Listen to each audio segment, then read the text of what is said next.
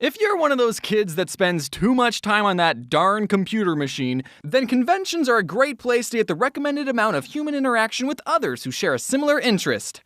Or at least, they were. You might have seen some conventions in the news recently, you know the ones like VidCon, Comic-Con, and E3, but did you know there's conventions for all sorts of different things, like coin collecting, pens, and degenerates? The first convention I ever went to was in Arizona called Phoenix Comic-Con. I was 16 years old, and it, no exaggeration, changed my life. I had heard a lot about geek culture online, but Phoenix Comic-Con was the very first time I witnessed it in its fullest. I was a very sheltered kid. It was the first time I'd seen a brony and a furry and whatever this is in the wild. That changes a person. I was told that it was not cool to like geeky things, and as a 16-year-old, I tried really hard to make it seem like I didn't secretly like a bunch of geeky things. But people at Comic-Con just embrace nerd culture like they didn't care what people thought of them or something.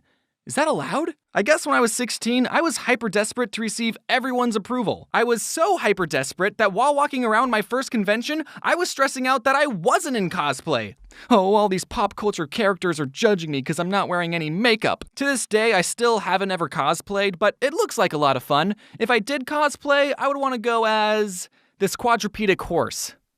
Also Spark from Pokemon Go. I went to one panel called How to Make Steampunk Weapons, but instead of teaching us how to weld real-life weapons powered by steam, the people on the panel taught us how to paint Nerf guns to make them look like they were powered by steam. And that was, no exaggeration, the most disappointing panel I've ever been to. There was also a panel for bronies, but I was too chicken to go. Did I mention that my grandfather, who I'm named after, got drafted into World War II when he was 18? He fought in a war so I could go to a comic convention and be too nervous to talk to bronies. What a different life we had. At most conventions, people in the expo hall will sell a lot of super cool unlicensed merchandise. Yeah, a lot of artists will sell prints and plushies and oven mitts with characters and titles they probably didn't get the license to sell, but if it's at a convention,